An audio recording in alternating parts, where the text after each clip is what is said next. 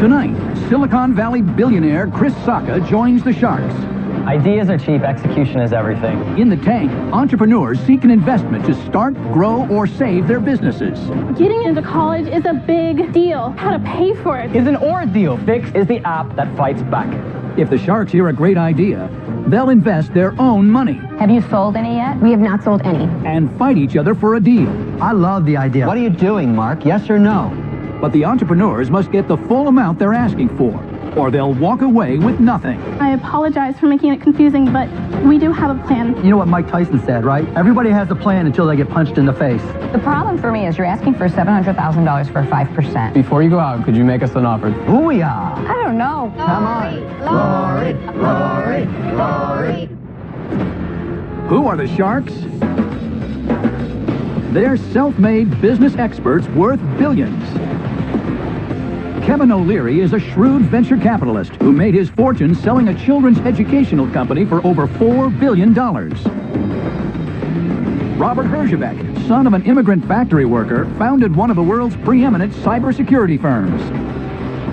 Lori Grenier, the queen of QVC, holds over 100 patents and has launched more than 400 products, grossing over $500 million in sales.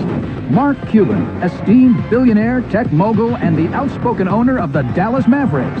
And billionaire investor Chris Sacca left his high-profile position at Google at the height of his career to start his own venture capital fund, which is now one of the highest-performing investment funds in history, with early investments in Twitter, Instagram, and Uber.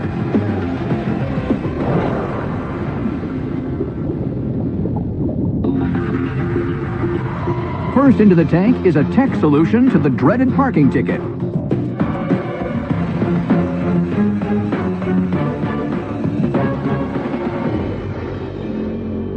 My name is David Hegarty, and I'm from San Francisco, California.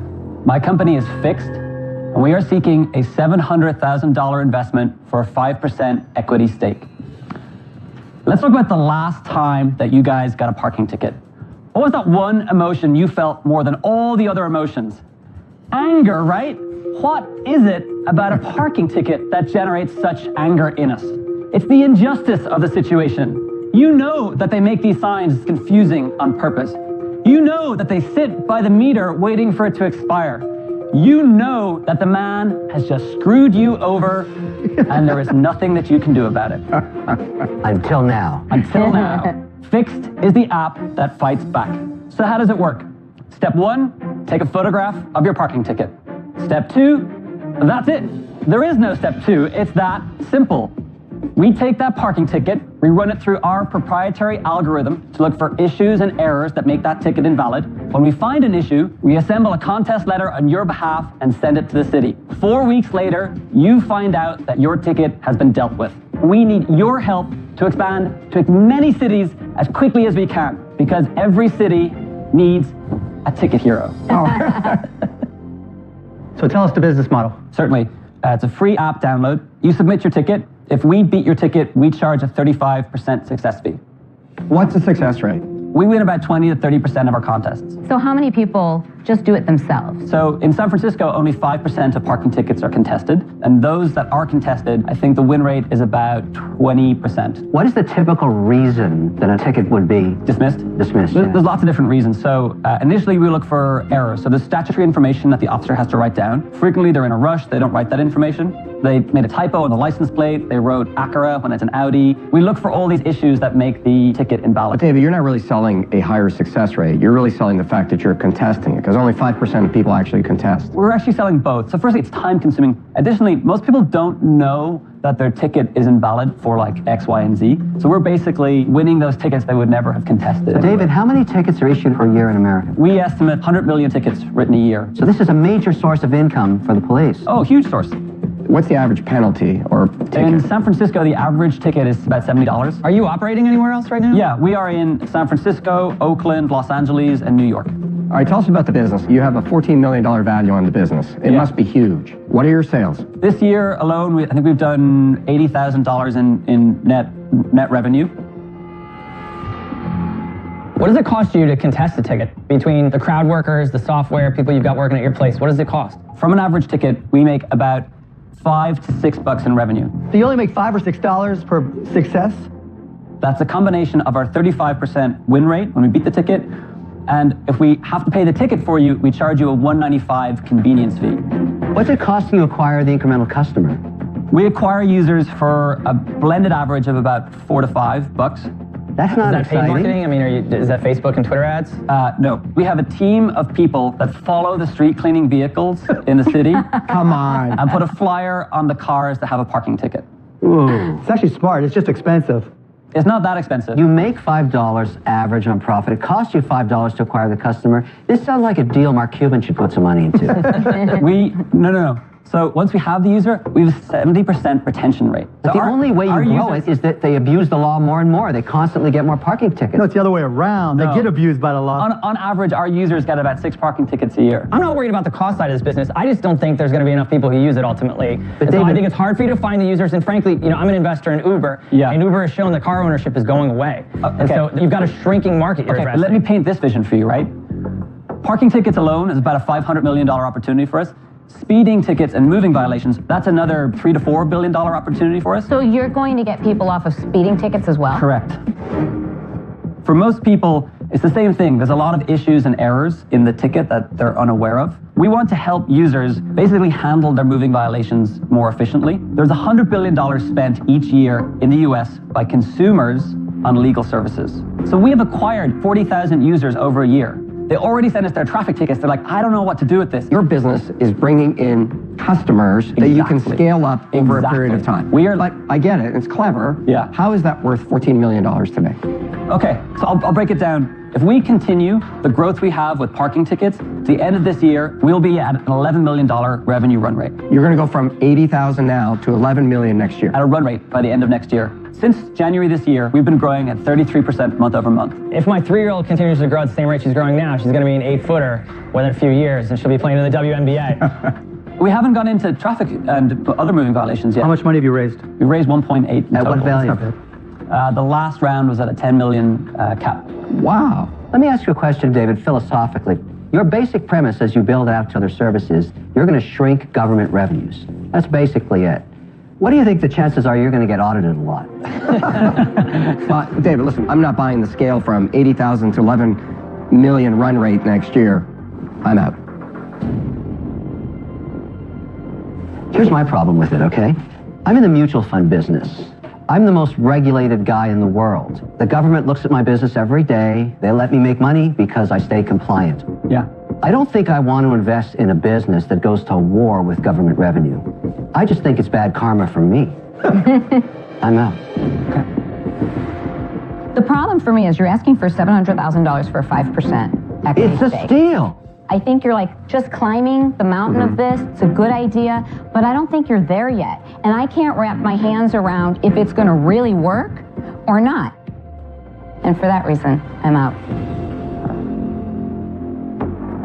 Like, I know the size of the market of traffic ticket and ambulance chasing lawyers and how much money they spend to acquire customers. It's a huge market, and I don't think anyone's nailed it in the app business yet.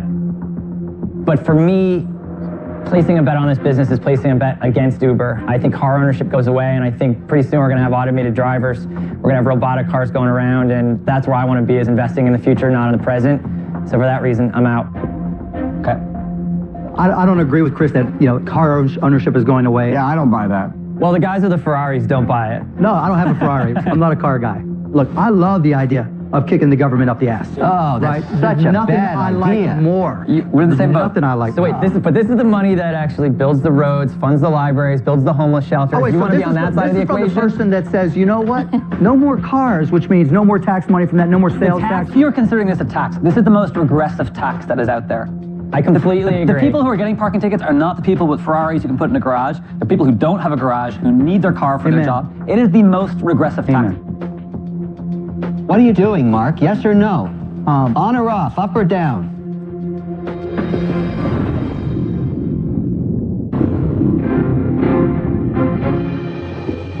Four sharks are out. Mark Cuban is David's last chance to get a deal for Fixed, an app that fights parking tickets.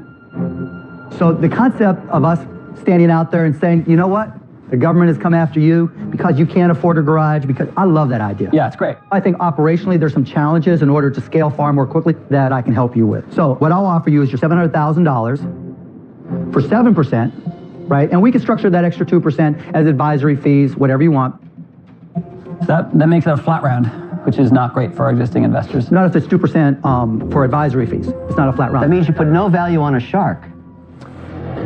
Well, we've progressed a ton since our last round. That's fine. Okay, and so you're going to progress even more when I get involved. I get that. But I want to make sure that I have you on the, like 2% is a lot. I want to make sure that that's time. You can email me anytime, night or day, and you're going to get a return email from me almost immediately. What are you going to do? Make a decision. Because I think you're getting a parking ticket outside right now.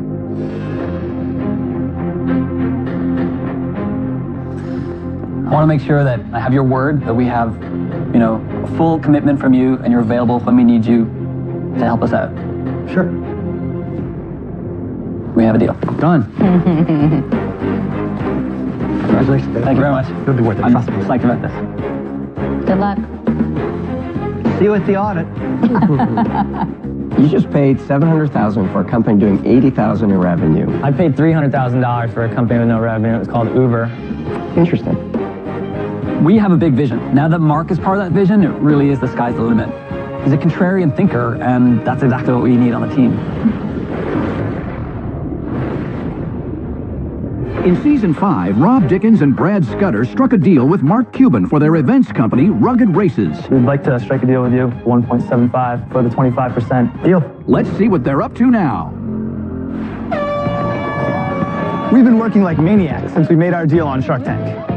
Mark Cuban invested $1.75 million in our company, and that's allowed us to really accelerate our growth. We've expanded to 28 cities, and our attendance has exploded. Over 200,000 people have now registered for our races, and we're getting as many as 18,000 people out to a single event. This is all translated into huge sales for us. In the year before Shark Tank, we had 4.2 million. After Shark Tank, we've had $10.5 million in sales. All right, guys, here's the course map for our New England event tomorrow. We've moved to new offices. We've hired 20 new people. We've got a great space now that's really helping our creativity and our production. What's up, guys? How you doing, Mark? Saying that we are partners with Mark Cuban opens doors. Where are we at with sponsors? I think we're going to see 30 to 40% growth going into next year. Venues now want to work with us. Sponsors now want to work with us. Having Mark on our team really gives us a foot up on everybody else. Keep in touch and congratulations, guys. Hey, thanks, Mark. Good Thanks to see a you. lot. Good job, guys. Good job. We have a lot of big things planned for the future. We've already expanded into Canada. We have a new event series called Costume-5K. We're looking at other event production opportunities as well. When people think of obstacle course racing, we want them to think Rugged Maniac. We want to be the pinnacle of the sport.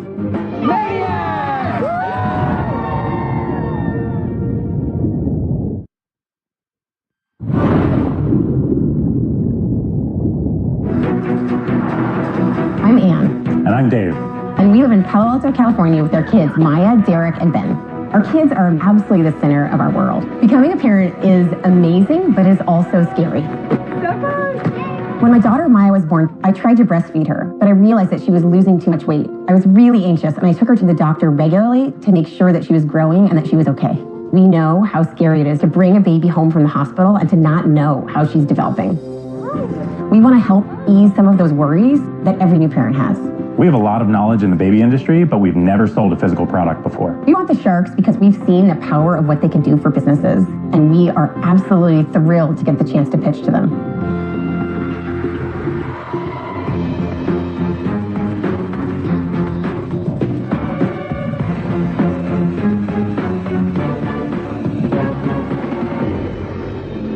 Hi, my name is Anne Crady-Weiss. And I'm her husband, Dave Weiss. And together, we're the co-founders of Patch Baby. We are seeking $250,000 for 2.5% of our company. Becoming a new parent is full of wonder.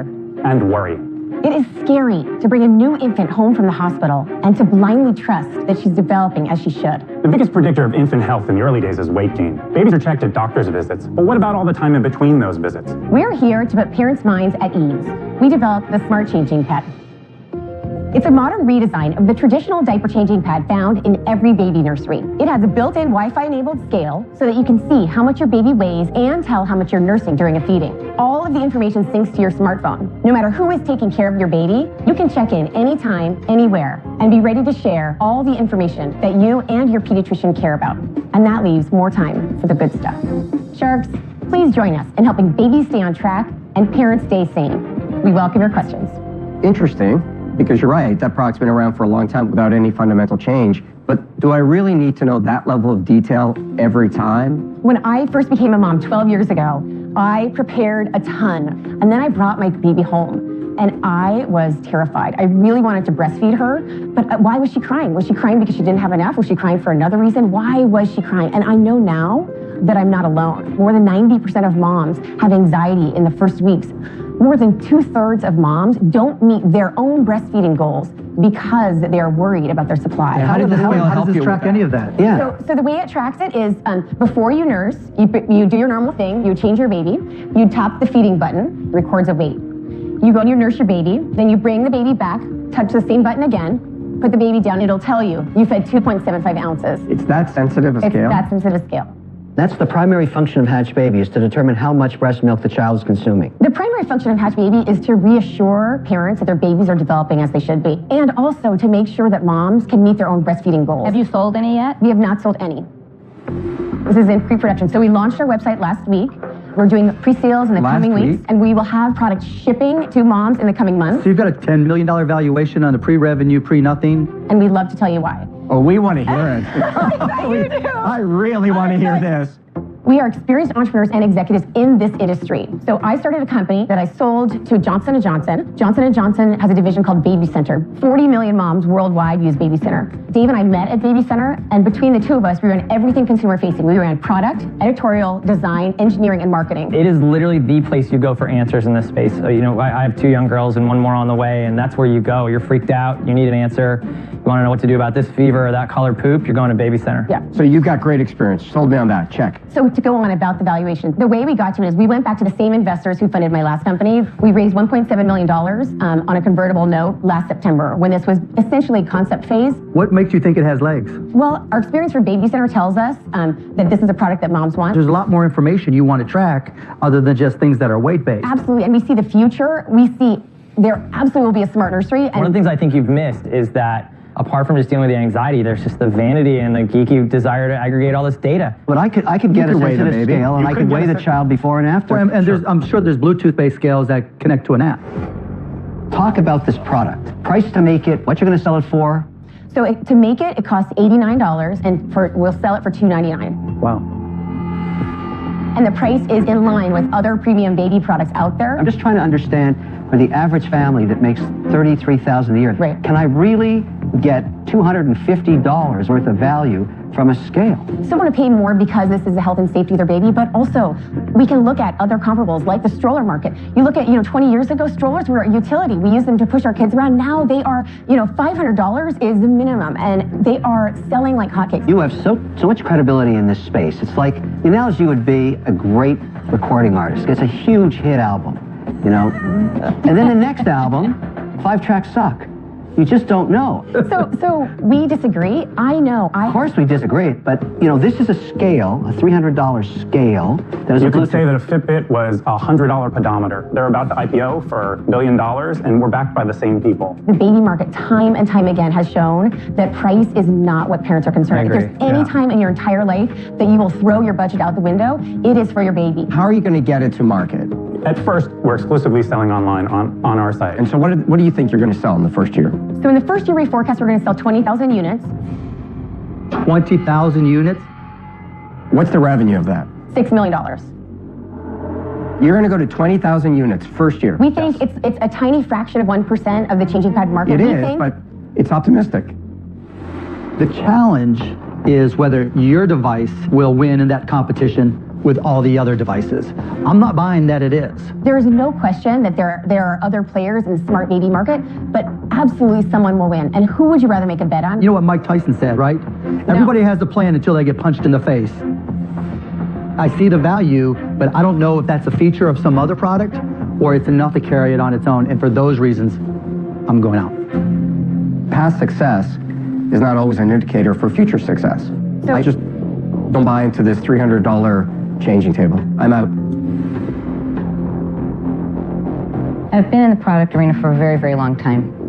And I do think that while people may like it and they may want to buy it, not everybody across America can afford a $300 changing table. I'm not sure it's a big enough problem where people will really stretch out of their budgets that far to buy it. And so for that reason, I'm out. I don't think this thing is going to be as successful as you suggest because I don't think America can afford it. And for your valuation, you'd have to pretty well have everybody saying, I have to have a Hatch baby. I think this is your third album, and it's not so good. We do want a shark on. I mean, we do want a shark on. It won't be me because I'm out. 4 sharks are out. Chris Sack has left. And he's the target market. He's the child on the way. I'm looking at this, and I like Smart Nursery. I like Changing Table as a platform. I completely identify with that anxiety in the early days of bringing a kid home. The issue you're solving is a relatively short-term issue. And so what I worry about is you haven't built something that has a longevity that makes this thing necessary and indispensable to justify that kind of ticket item. I'd be very interested in the other things that go in the room, the monitoring, the temperature taking, the heart rate. This is the opportunity to get in early before we get there. Yeah, so I love to get in early in companies. I got into Uber at a $3 million valuation, and that's why at a $50 billion valuation, I'm feeling really good about it. But we already had cars on the road, there were users on the service, it was working. This, at the prototype stage, I think this is overvalued. I'm out. I'm so sorry to hear that, but I do want to take one more shot. We believe in this business. We put our heart and soul into this business. We do think that we're worth $10 million, and we know that we can get the money, but the reality is we know what you guys do for companies. We want you guys. And so if valuation is a concern, we would love to find a way to be creative. Here is an idea. We raised money last September. We have $250,000 left on that note. We would love to bring you guys in on that note. We'll give you the same terms as we gave people when it was concept phase, the first money in. What was the valuation? Well, it's at a convertible note, so it's a $7.5 million cap. We're here to make a deal. We believe that with you guys as partners, this can get to every parent. I'll do the $250K under the terms of the convertible note. But I want to make sure I'm on the same terms as all the other investors who lead the deal at the Series A.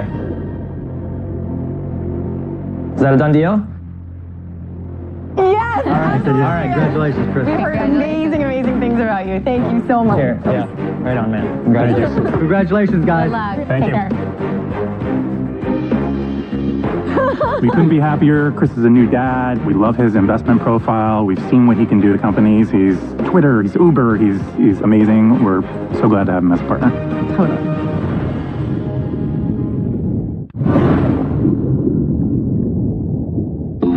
Next up is a business that hopes to ease the pain of paying for college.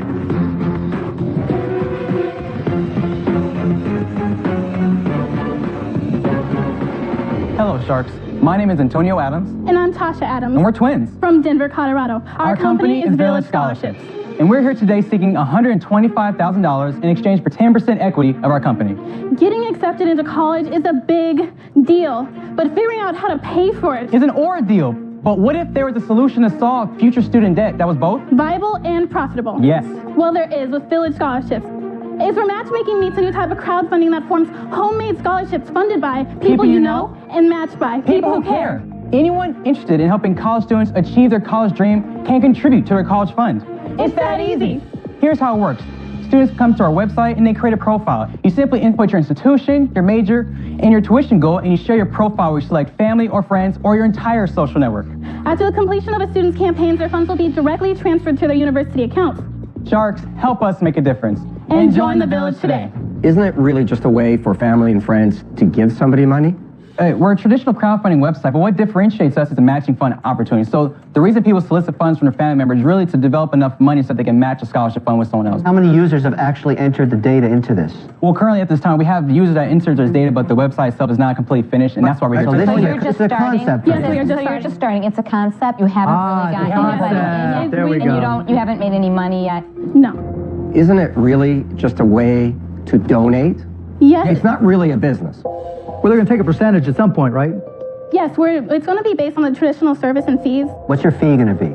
The fee is 8.5% on the completion of the student's campaign. Dang. And the reason, that's actually standard I commission. don't think so. That's a Wow. standard commission fee for No. traditional crowdfunding. The difference between a crowdfunding site, for like Kickstarter, I'm an investor in Kickstarter, it brings distribution to your project. So if nobody's heard of your project before, you put it there, it gets featured. What happens here though is that the majority of your fundraising is coming from people you know, people that are either friends, family, or maybe 1 degree away from you. And so that fee that you're taking starts to feel huge, and you're not really bringing anything to the table that they don't already have. Well, actually, currently with websites like our major competitor would be like a GoFundMe. In the last 3 years alone, I've seen a 4,500% increase in fundraising for college. But Chris hit the nail on the head. They bring people with money to people without money. What is the primary competitive advantage of this site? Competitive advantage of the site is actually the matching fund aspect. You're saying that the primary advantage is that strangers will match funds. Am I getting that right? The fundamentals of the website is we'll first start with crowdfunding. The individual would recruit friends or family to the website to solicit funds. That's what they would bring themselves. Yes. That's where on our end we're recruiting and we're building out a network of individuals that already create scholarships on their own. So this becomes our platform. They elect to use this one to gift. Yes, and allowing people, individuals like yourself or myself, to say, I want to create a $5 scholarship to this category so that anyone that matches these criteria can match their funds with me. How did you guys pay for college?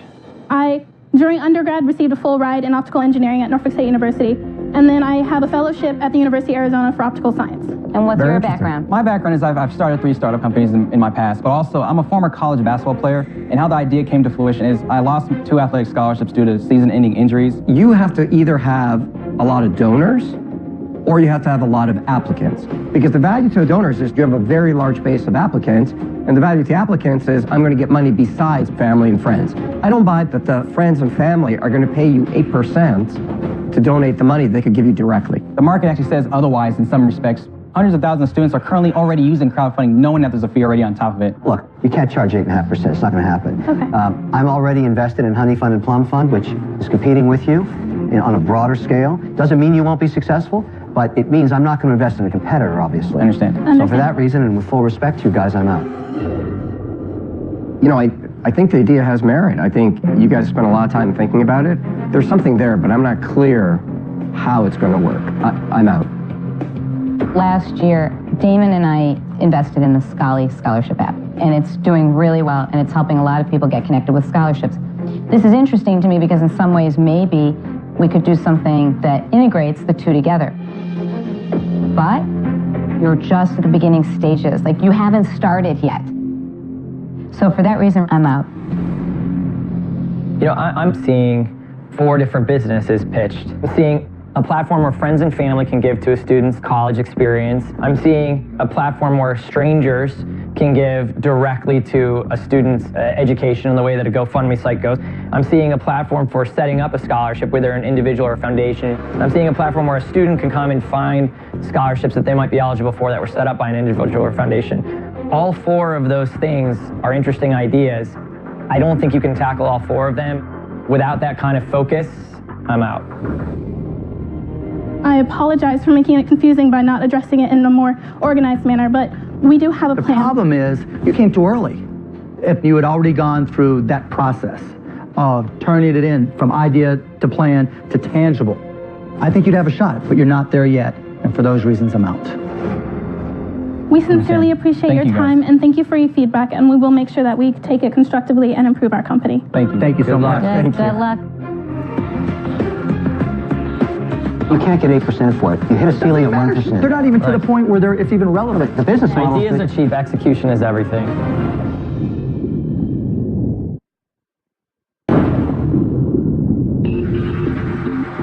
Next into the tank is a product designed to maintain domestic bliss.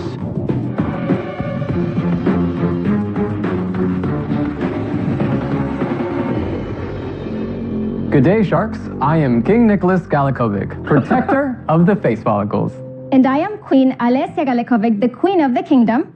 And together we are the founders of Beard King. We are seeking $100,000 for 20% of our entire kingdom. So, Sharks, as long as there's been men, there's been facial hair. Now, whether that's a beard, mustache, sideburns, or any facial hair for that matter, we all have one problem in common. The fact is, grooming facial hair can be a very messy and time-consuming task. So imagine all those disgusting little hairs all over your sink, all over your counter, all over your soap, all over your toothbrush, eventually clogging your sink. But most importantly, guess who has to clean that up? Me. You sound exactly like my wife. Thank you. Exactly. Now, Lord O'Leary, I know you once related to this madness with your once almighty beard. You had a beard? Oh. No way! Hey, that is just a beautiful looking guy. And as you know, with a great beard comes great responsibility. And we have invented the solution for this very hairy situation. Lords and ladies, presenting the world's first and only grooming tool that eliminates manual cleanup and allows for an easy disposal. The Beard Bib. And here's how it works. Pull the contents out of the pouch. Attach the neck straps. Stick the suction cups to the mirror and move the levers down. Begin your normal grooming. Once completed, flip the suction cup levers up and remove. Lower over the trash can and gently shake. Yep. So, Seriously? yes, Are you guys together? we're married. Yes. Okay. we're, And so this comes up. This isn't a hypothetical. This is It's how a we real life came up with situation. it. This is actually he how we would came up always with make it. a mess. I'm a neat freak. I was just sick of it. So it was a constant battle. Nick, have you sold any of these? Yes. Oh, of course. To date, we have $140,000 in sales just in 8 months. Wow. Yeah. Just last month, we did 80,000 in sales. How? How did you do 80,000 in a single Our month? video went viral on social media. We had over 20 million views. Seriously, our That strength, video you showed us? Yes, that video Yes, it right was there. hysterical. So our background and our strength, for me, is brand development. So I create all the content, we did all the branding, we did everything ourselves. And so by word of mouth, people are catching on to it. And every day, it just keeps impressive. growing and growing. How much does it cost you? What's your profit? We just last month got our cost down to $7 and we sell it for $29. Good margins, good margins. The margins are good. Now, They can get even better with your guys' help. with your help, I think we can get the margins to about 85%. Of course. Our packaging I love, so you better love. Wow, I'm scared not to love it. Is there anything to stop anybody else from making It is this? patent pending. What's a patent on the utility An of the... apparatus attached to a mirror around one's neck. Well, I got to tell you, when I first saw it, I thought it was a joke. But 140,000 sales, 20 million views, I mean, you're doing it.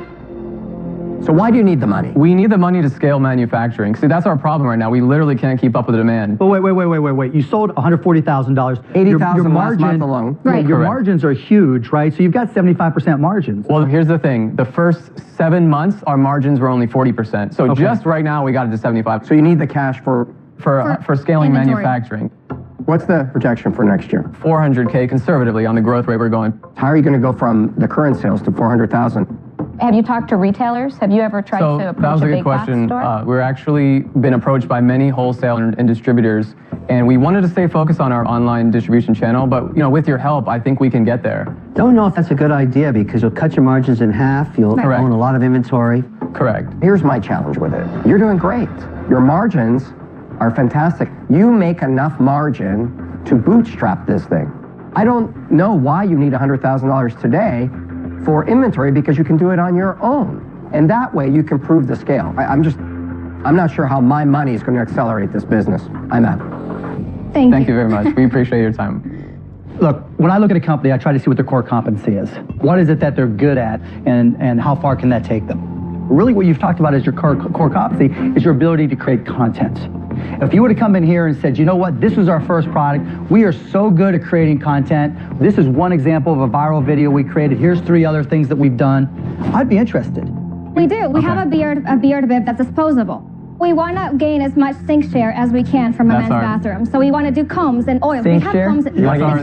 That's our That's your mission, key is to metric? gain as Sink much share, yes. sink share. What I'm saying is, if this was the first of many products of a wide scope, not just sink share, but you were showing me you are the king of creating viral videos to sell products, that would be interesting. But that's not what you were trying to sell me about. It's an interesting idea, but it's not a company, it's a product. It's a beard diaper. Let's call it what it is. We have a disposable beard, but we have beard oils, we have beard combs, No, we but have I think apparel. all that stuff, I can get it in 90,000 places. And we've had other companies Sure, up here but selling the have same you seen thing. a beard bib before? You haven't. No, it's the but first in its bib market. It's the first thing bib that's ever thing, been I get it, but it's a single product. How would I get my money back? by investing in us. No, Well, you know, look, my beard days are over. Thank you for sharing the photo. Brought me down memory lane, but I'm out. I love the logo. I love the positioning. I am a company investor. I build companies. I invest for the long term. This is a product. I don't know how I'd be that helpful to you. Unfortunately, I'm out. Okay, got you. I'm very sad to hear that, I have to say. Well, there's one shark. Now there's one beardless shark. Queen Lori, One I would like beardless to share shark. my crown with you. Well, what's interesting to me is that the women are left with the hair in the sink. It's a common problem. Because there's really no solution. Right. And women would buy to keep themselves Over happy. 60% of our customer base is women. Women that have a boyfriend, a husband, a son. I could see it making women happy, but I'm not quite sure how well this will do. Before you go out, could you make us an offer then?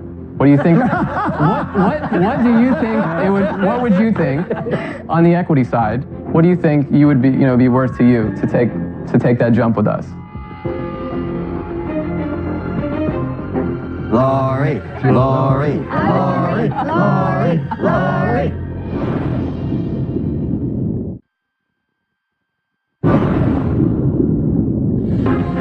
Four sharks are out. Lori is Nicholas and Alessia's last chance for a deal for their beard trimming bib, Beard King. Lori, Lori, Lori, Lori, Lori. Come on. You got to do it, Lori. Oh my We have gosh. de-risked you by just proving a market. We We've have already proved the market. There's growing sales every month. You know, as $80,000 in 1 month. That's pretty impressive. pretty You can't good. say that And it we're isn't. still on track for that this month. So that's what I'm saying to you. What do you think? Because I see this as so risky, I would have to take 51% of the company. Oh, whoa. Booyah. Okay. Wow. Are you serious? 51%. Lori is I offering. was serious because So, you would, 100 well, you listen, get you your said 100,000. that is a steep offer and I know it. Correct. But I was going out. Correct. Well, Nick So you countered. said, what would I do? But don't you see this doing very well on your QVC? I mean, is it direct? It is direct to As soon as you see consumer. it, it triggers an emotion. It triggers something in everybody. It was because a you've very, never very clever video. Really, it made everybody laugh. Everybody could relate to it. I mean, I get it. Well, we don't want to give up control of the company. We would consider max. What do you think? We would do 45 with you if you. We would do if you're willing to 45%. go there. Max. You have to count the fact that we are so great at our marketing and branding and sharing, doing viral content. I mean, that's huge. We've done this from nothing. Lori, what are you going to do? We work so hard. We do. This is all we do. Will you throw in the shirt? Will you throw in the Beard Yes, King I'll throw shirt in the for shirt and something else that you don't even know. What? Maybe we want back in. Oh my God. Maybe. This maybe. could change Maybe you everything. do. This could. Lori, you got it. You gotta do it. I'm ready to crown you. Done. Stand ovation for Lori. Yeah. You gotta stand for the presence of royalty. Yeah. Thank you, Lori. You're our new queen. Oh, my goodness. Thank you for the opportunity. Oh my God.